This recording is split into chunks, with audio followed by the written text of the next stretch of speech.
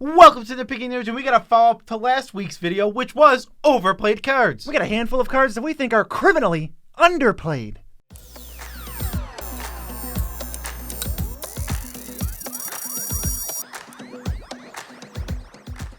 I'm your host, Joe Cherries. I'm your host, BZ, and that makes us the Nitpicking Nerds, bringing you daily Magic content. As always, if you want to support the daily content, all you gotta do is go and hit subscribe, and then we'll be supported. Late at night, I'll wake up knowing that someone's got my back, and it's you. Yeah, and if you want to go a little further than just hitting the subscribe button, you can go to patreon.com. There's a link in the description. Takes you to, patreon.com. And there you'll be supporting the Nitpicking Nerds directly with money. Two other ways to support us indirectly by also helping yourself. The first one is our TCG Player affiliate link. All you gotta do is click that and then buy the cards on TCG Player you were gonna buy anyway. And then once you complete that process, TCG Player sends us money, not you. You're not sending us money. They're sending us money. Same money for you. Yeah, don't try and fool yourself into thinking you weren't going to buy Magic cards because you were. So just buy them using our link and help us out.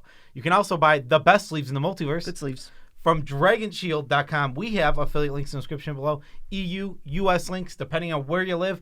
Go get those sleeves, playmats, deck boxes, all your Magic accessories. And then we get a kickback from Dragon Shield. No extra money for you. We have underplayed cards. We talked about the overplayed cards. Now we're talking about the underplayed cards. Cards that the percentage of decks they're in on EDH Rec, we don't think that reflects how good they actually are. Yes, and all these they're played cards. These aren't cards that people don't know about or are necessarily even flying under the radar as cards that, I wouldn't call these hidden gems. They're not hidden, yeah. They're not hidden. These are known cards. I just feel like they should be in way more decks because they are so good. So let's hop straight into the video. The very first one we have for you today is Tragic Arrogance. This is 3 white for a sorcery. For each player, you choose an artifact, creature, enchantment, planeswalker. Choose one for each player, and then all the rest are just sacrifice. Meaning you, and that's the key to what makes this card so insanely good, make every single one of the choices. It's you. Yeah, this is the second best white board wipe, in our opinion, and it was the best until Vanquish the Horde came out, which is just 2 mana Day of Judgment. That card's hard to beat, but this is so efficient for decks that aren't going to go crazy wide on one type. If you've got some artifacts, some enchantments, got a few creatures, one of them's going to be maybe the best creature, keeps your commander in play after it resolves, so you can keep your game plan going. And then it wipes everything they have that matters, and they get to keep a Thopter token. You can choose the same permanent for artifact and creature. So if they have a Thopter token, for example, they lose all of their mana rocks and all of their thingies and all of their creatures except for this dumb token. Yeah, exactly. Making all the choices is obviously what takes us from, unplayable Cataclysmic Gearhulk to a absolute staple of the format. Now, you're saying 3%. That is a lot. And that is a pretty big number, but board wipes are such an important and highly played part of this format that 3% is just way too low. So let's just go over this real quickly. This is the 16th most played board wipe when we say mono white. And we're saying it's the second best. Yeah. So that is not even close. So a quick list of the board wipes that are being played over Tragic Arrogance, way more in some cases.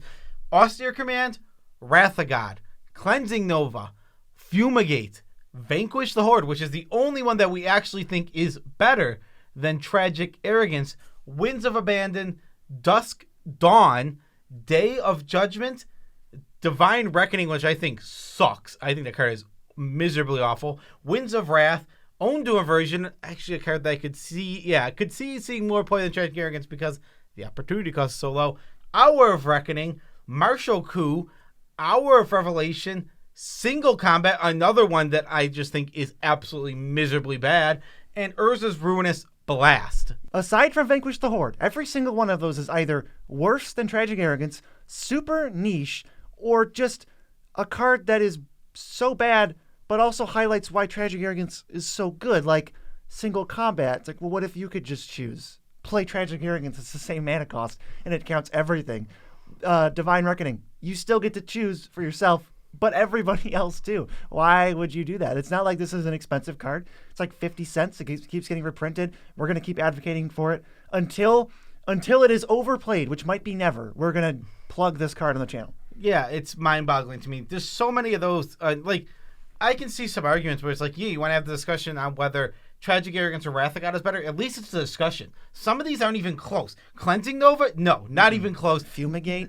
Fumigate? It's like, these cards are much, much, much worse than Tragic Arrogance. Divine Reckoning? That's not even a good Magic card, period. That doesn't make it in. I mean, I don't know what plan you're on where you want Divine Reckoning but not Tragic Arrogance. Yeah, I couldn't agree with you more. So we got to move on because we could rant about how underplayed Tragic Arrogance is forever. This is like number one. It's the most I'm going to say it's the most underplayed card in the whole format forever. Just get that card, put it in your deck, and try it because it's amazing. All right, what do we have next? It is Temporal Manipulation in 2% of all blue decks, which is 8,800 decks.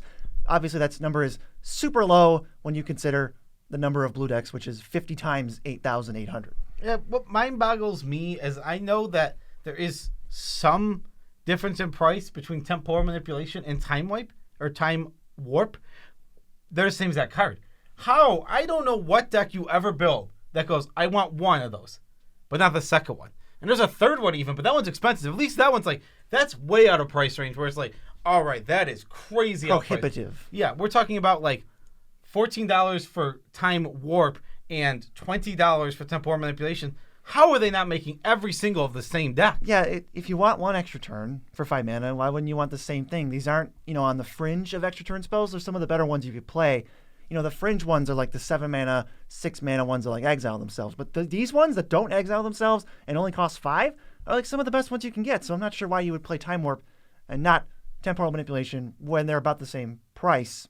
And if you're saying it's because people don't know about this one, that's exactly what this video is for, because people need to know about this one. Yeah, exactly. And I think even Time Warp is a little underplayed itself. Like, it should be in more decks. What are its numbers? I think even Time Warp is a little underplayed, and it's in 10,000 more decks than Temporal Manipulation, and it's got a solid 3%. I still think it's underplayed. I think that these are just some underappreciated cards. They are insane. This is a card I think you can literally throw in any blue deck. Any single one of them and be happy with it. It'll always put up results. It'll always do good things. The fact that these are recurable is one of the strongest things about them. Not only are they a premium rate of 5 mana, which you don't get anymore on extra turn spells at all. They don't exile themselves. They put themselves in the graveyard. Can't suggest these enough. If you want one extra turn, you want another, just get all 3 of them if you really have extra money. Yeah, you're not going to see the extra turn spells going above 15-20% into like super stable territory, because there's a line that is drawn somewhere where they go, okay, this is against rule 0 for most play groups, where it's like, I'm taking all the turns, 10-minute turns, you love it. No, everyone hates that. The number of people whose play groups are okay with this, who should be playing it, is high, I think. Yes, I would agree with you completely.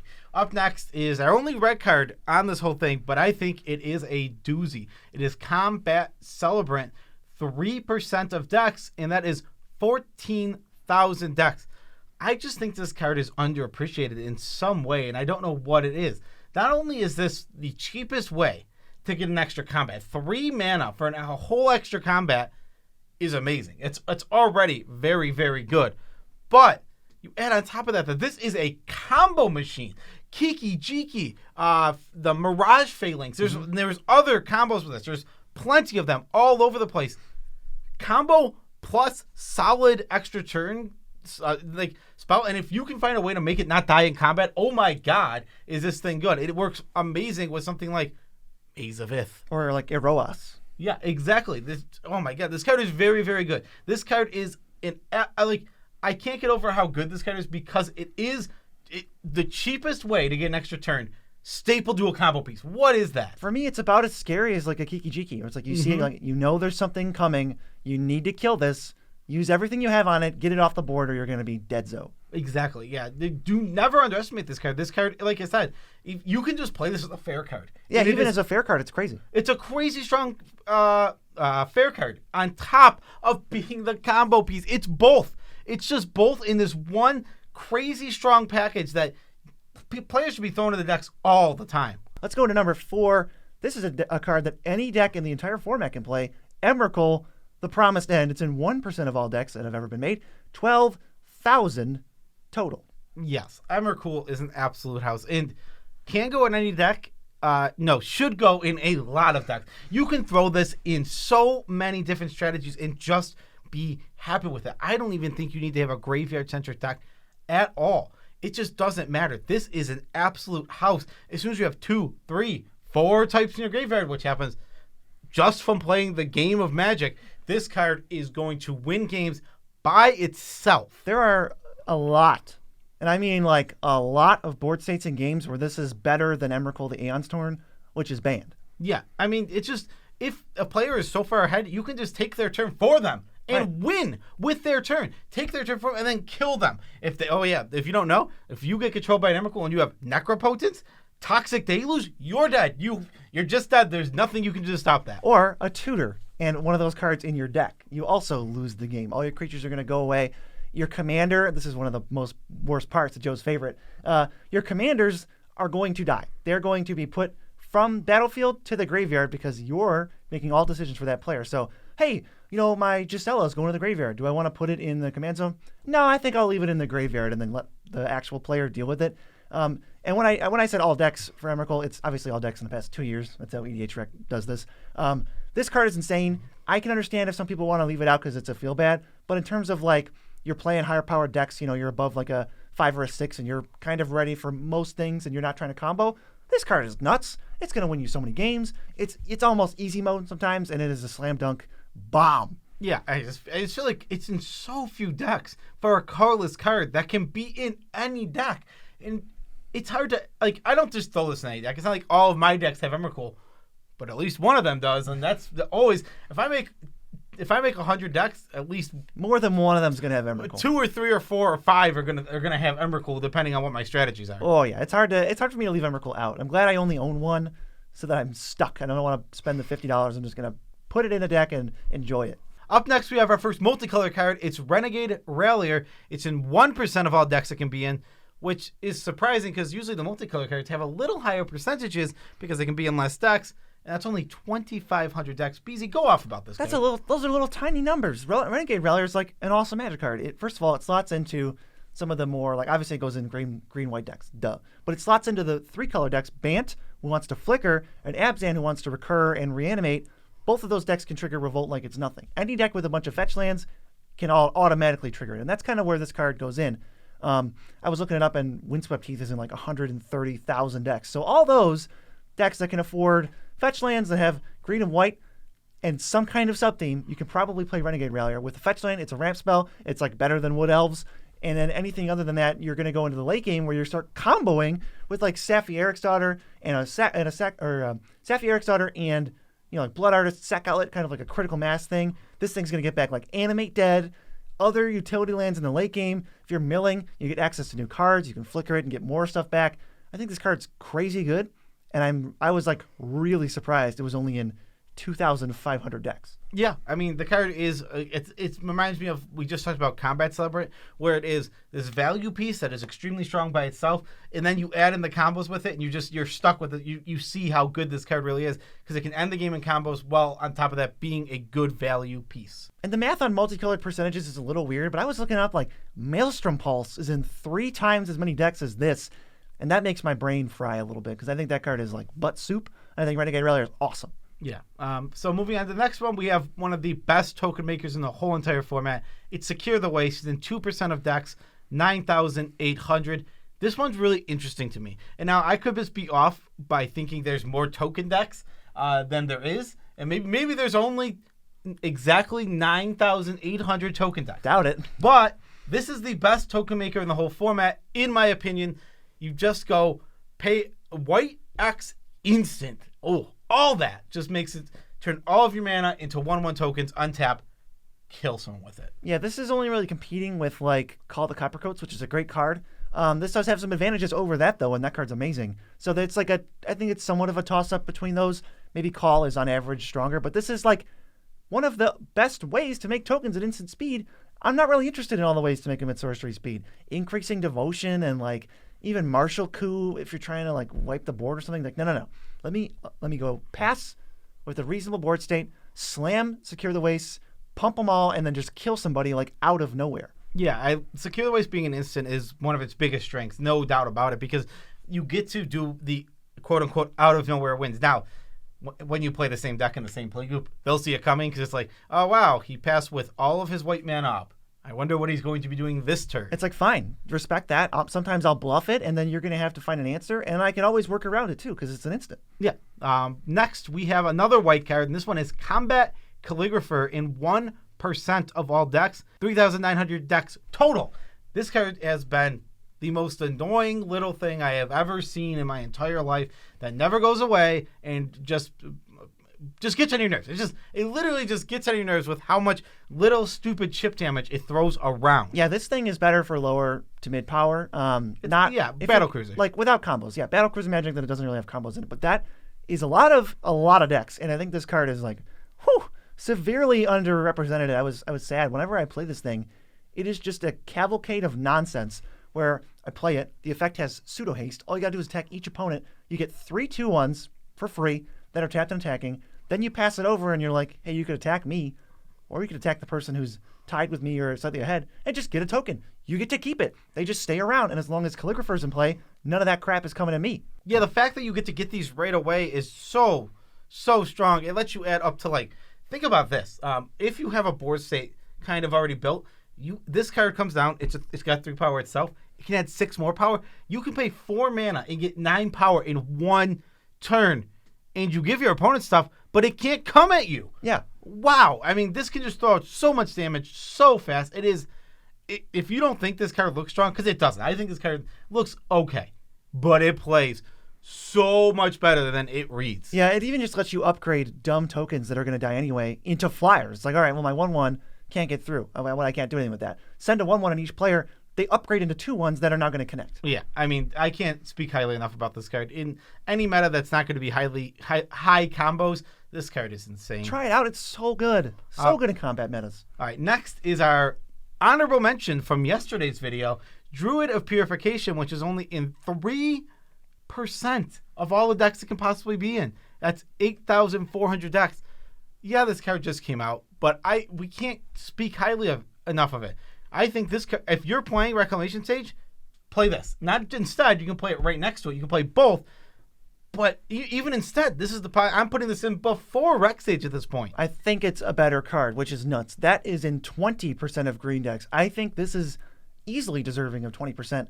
If you want to say that Reclamation Sage is a good barometer for that, or a test for that. This card, I think people shy away because it gives the opponent a choice, right? Like, you guaranteed are Rec Saging something, it is going to destroy the best artifact and enchantment in play.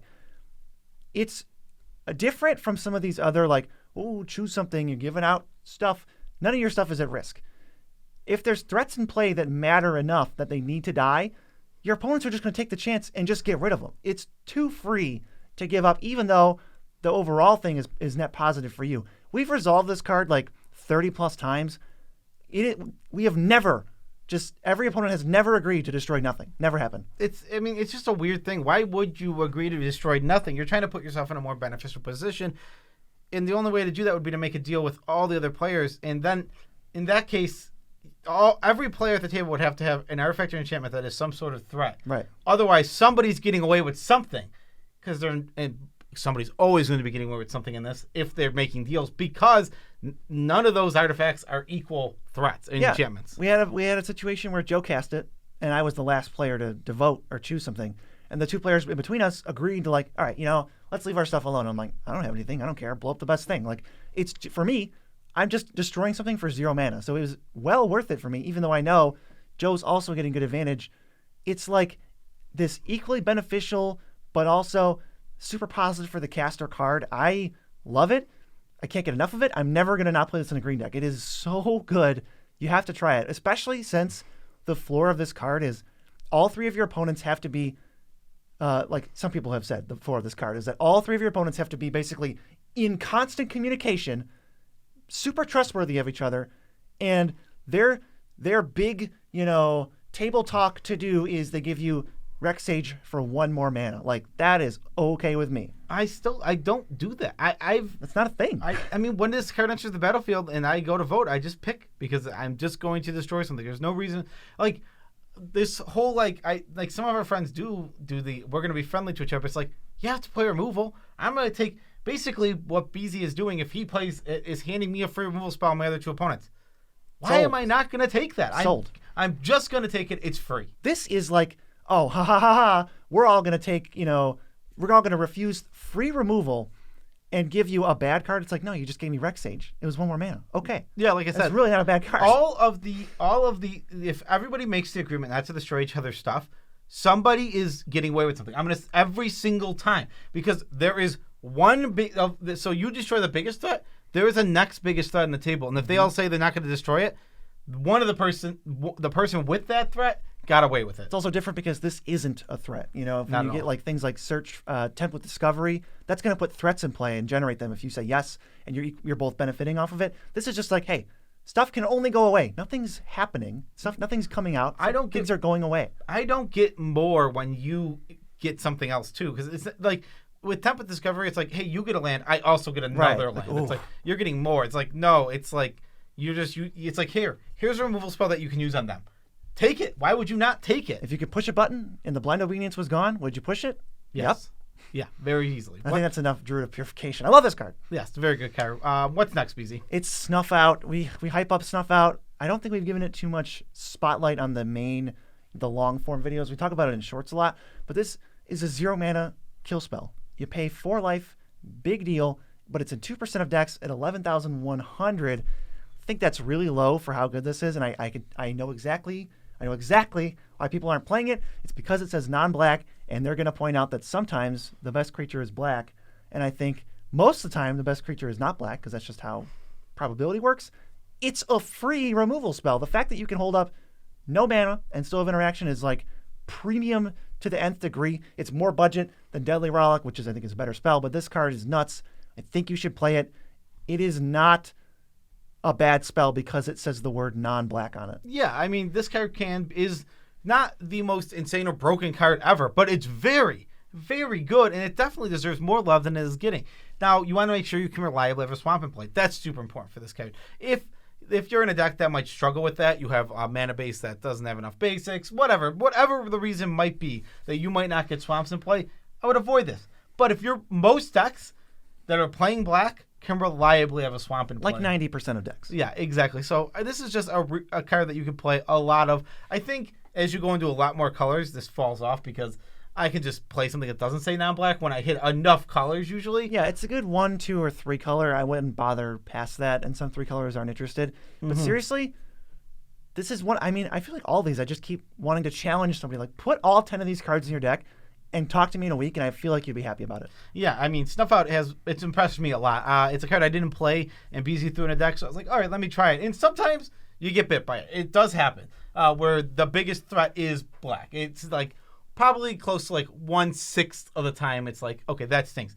But 5 out of 6 times, it's a 0 mana removal spell, and that's insane. That's Deadly Rollick. No one else gets to play those. My blue player is not going to get to do the 0 mana kill a creature on board. Yeah, exactly. I'm just going to get advantage from this. It's, what a card. Yeah, blue doesn't get free spells. No, blue gets free stack spells. What is the very last one? Last one is a card we talked about because it got reprinted, but I still think it's underplayed, and this is a chance for people to pick them up with our last video and then play them in this video so that it's not underplayed. It's Ophiomancer. 2 black, 2/2. Every upkeep you get a snake if you don't have a snake, and the snakes have Death Touch. It's only a 2%er at 10,000 decks. I think if combat matters and you actively want to avoid being attacked, or you have synergies with sacrificing the creature, get this card in your deck. Nothing else does this. Yeah, you just get a fresh new snake every single upkeep as long as you don't have one. And like BZ said, you combine it with sack outlets, you can get incremental advantage. Even if it's just something like a Viscera, a free scry every single turn, I'll take it. Why would I not take it? It deters attacker almost better than Ghostly Prison. It's kind of crazy to think Almost. about. Way better than Ghostly Prison. I'm coming around to Ghostly Prison, but that's for another video. That's not what I'm here to discuss. Ophiomancer is an insanely strong card that I'm just happy to have in almost any black deck. Like I said, this is one of the best at deterring ground attackers, period, in the whole entire format. Yeah, well, I have to talk about you going to the dark side and backing up Ghostly Prison in the most brutal betrayal I've ever experienced in my life.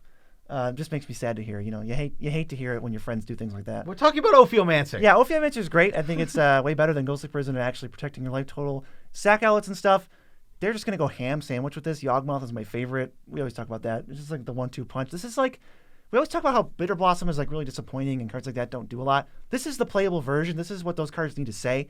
where it gives you potential for something every single turn of the game. Yeah, exactly. Ophiomancer, and like I want to be very clear. I am in no way saying that Ophiomancer is worse than Ghostly Prison. That is very clear. Ophiomancer is a much better card than Ghostly Prison. This card's insane.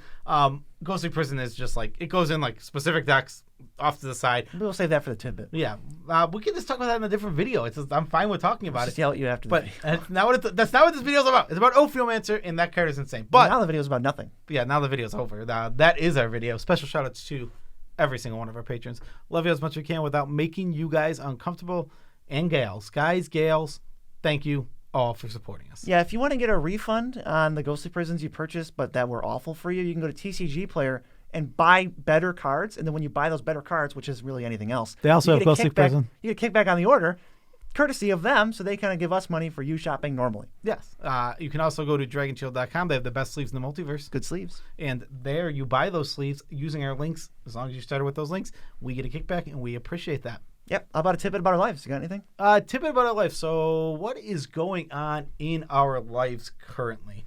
I mean, we just ate food. It was really good food. It was good food. It was a place called, what was it? It was Dockside Bar and Grill. Dockside Bar and Grill. You know what they had there? Dockside chefs. Yes. And if the prices were higher, they would definitely be Dockside extortionists. Yeah, but they weren't. It was really good. They were Dockside chums. They were nice people. They were chums? Chums. You know, like The a fish? chum, like a friend. I was thinking like the chum bucket. The chum bucket, I think, is a play because chum means friend. No. Chum. No. Yeah, it's like chum bucket is like a thing. You have a bucket full of chum. But it's like, hey, we're all friends here. No, I don't think so. It wasn't a pun. It was just the chum bucket. It's a chum bucket, as in It's just gross. Yeah, it's a bucket of chum. Yeah. That's not good marketing at all. I mean, obviously, the whole idea is the restaurant sucks. It was right? like 5 customers. I really don't think it was a play on the friend thing. Like, I'm not saying it's impossible, but I don't think it was. That makes me think of the episode where he starts selling snow globes. And Mr. Krabs like loses his mind and starts breaking all the snow globes. And Plankton's so sad about it, but then it turns out he actually did do it just to mess with Mr. Krabs the whole time. It was a long con and a long con. They were both long conning each other. Oh yeah, and then Mr. Krabs knew about all that. Yeah. And was had to jump on him. Had the extra long con. Not to spoil SpongeBob, the 15 years old episode. It probably is. That's our bad. We'll put a spoiler warning. Turns out SpongeBob's like 22 years old now. Crazy. Peace out, Tribe Scouts.